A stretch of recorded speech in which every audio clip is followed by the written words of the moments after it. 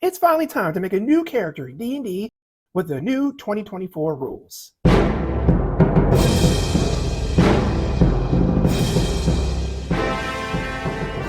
about to enter a new campaign as a player, and I'll need to make a new character, which is always one of the most enjoyable parts of D&D, at least for me anyway.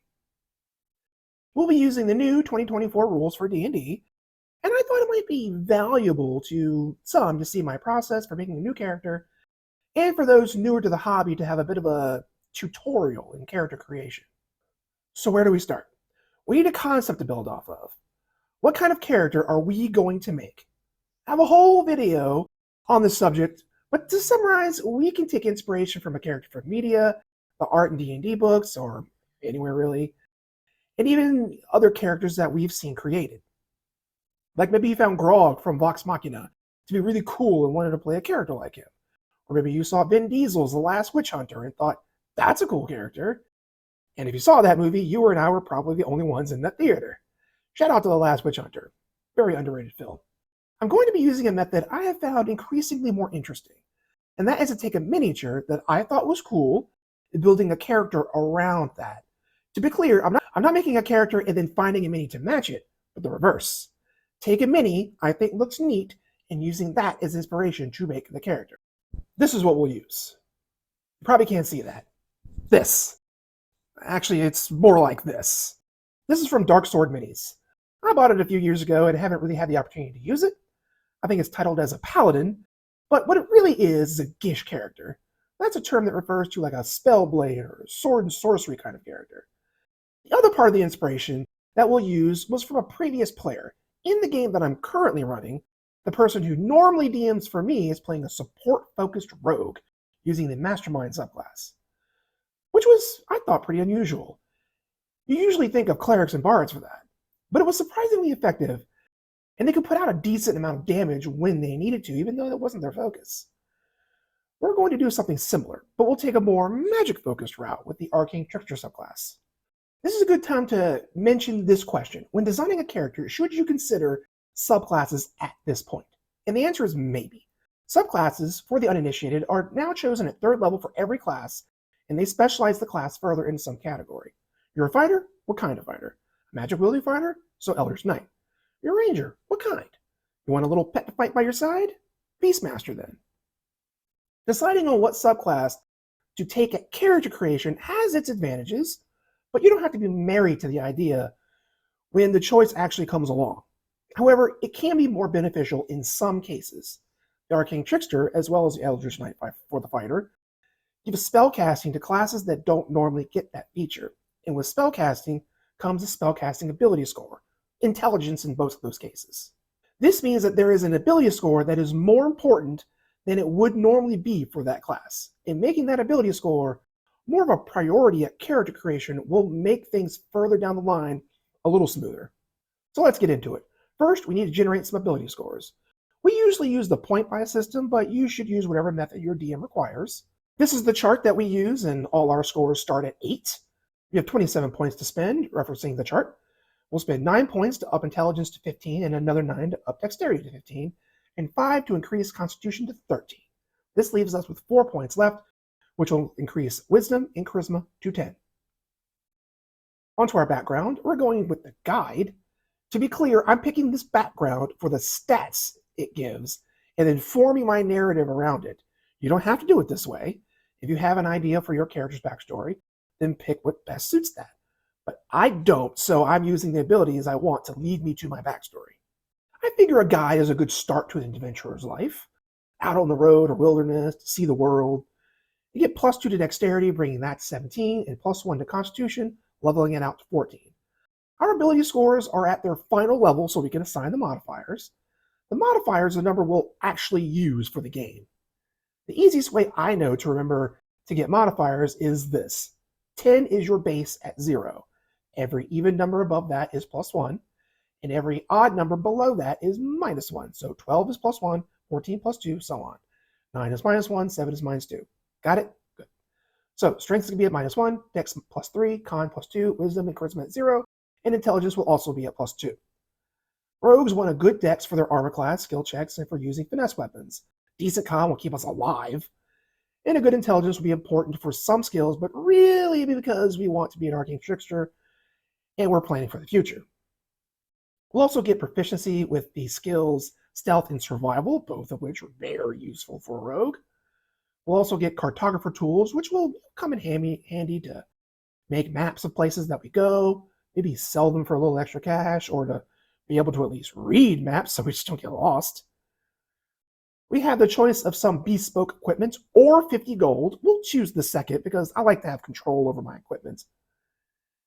And then comes the feat, Magic Initiate Druid. This will give us access to 2 cantrips, those are spells that we can use at will, and 1 first level spell that can use once a day, all chosen from the Druid list. This will be our first taste of magic. We'll take the cantrips Guidance and Elementalism. Guidance is a great utility spell that gives 1d4 on any ability checks, and it's the real reason we went with Guide. Elementalism is a new cantrip that allows you to create a bunch of element-related effects like moving air, causing fire to dance, shaping earth, things like that. I like creative spells like this, and they always give me a lot of fun. For the first level spell, I'm going to go with Goodberry. This spell gives 10 berries that can hand out to our friends that restore 1 hit point and will feed them for a day. Great support spell. There are flashier options, but remember, support focus. We might as well move on to our species. I know, boring. And by boring, I mean me, because I'm going to choose human. We'll get Resourceful, which gives us Heroic Inspiration once a day. It's essentially a free reroll. Skillful gives 1 extra skill, which will be Arcana, because I want at least 1 magic-related skill for this character. And finally, we get the real reason I chose the human, an extra origin feat. And that feat will be Healer. I know, probably not what you were expecting. With this feat, we can spend a use of a healer's kit and an action on a creature, and they will roll a hit die and recover that plus our proficiency modifier in hit points. Also, any dice that you roll when healing someone for a spell or the previous ability can be re-rolled if you roll a 1. It's an underrated feat, if not a particularly powerful one, but remember, support. And finally, we come to our class, the Rogue.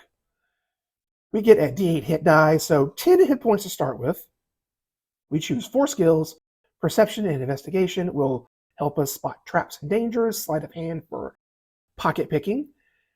Gotta have that. And Acrobatics, because what burglar can go without that? Proficiency in Dex Intelligence saving throws, as well as light armor and finesse weapons. And of course, Thieves' Tools. We also have some starting equipment options. We'll take the 100 gold for control.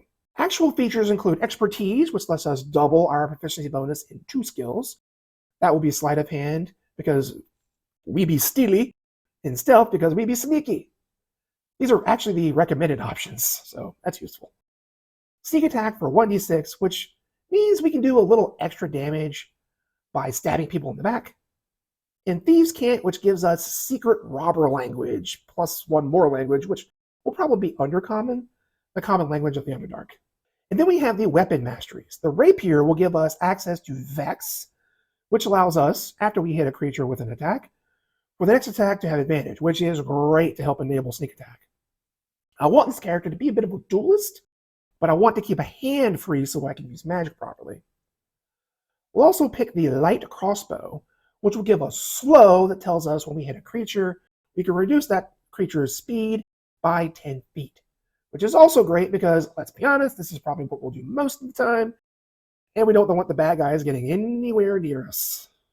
And the last thing we'll do is grab our equipment. A rapier with a dagger as a backup, a light crossbow with ammo, and studded leather armor. Thieves' Tools so we can do some thieving, a healer's kit to use our healer's feat with, cartographer tools because why not, and a spell component pouch for the future. And from that, we can fill in the blanks. Our proficiency bonus starts at +2. That's an important number to remember. We can add that to the skills we picked, double that for stealth and sleight of hand. This number will also be our attack modifier for the crossbow, rapier, and the dagger. Speed 30 feet, size medium. Passive perception is one of those things that kind of gets forgotten. Instead of you making a perception check, it's the DC that someone or something needs to beat when it or they are hiding from you. It's 10 plus your perception score. In this case, our wisdom modifier is +0, and we are proficient in perception, so 12. And I think that's pretty much it. That should be most of the technical stuff anyway. To be honest, this is just a beta for the character. It won't become official until our group has a proper session 0, which time I might make changes by the needs of the party, or maybe someone plays something that's a bit too close to this niche the character fills, and I just abandon it altogether and go with something else. I've had a monk cleric multi-class rattling in my brain for a while. Session 0 is also a good time to decide on the less concrete parts of the character, like personality and alignments, the name. This way you can make a character that better fits the party dynamic, which is not to say you can't play a character that goes against the grain, just make sure everyone's on board with it. Ultimately, the lesson from that is not to get hung up on a character idea and consult the party and your DM before finalizing anything. A collaborative effort for character creation will always yield the best results. I hope this was helpful to some of you. Tell me in the comments below what your process is to character creation. While you're down there, be sure to subscribe, ring the bell, and smash that like button. Check out our other videos around here, and I'll see you next time on Roleplay Culture.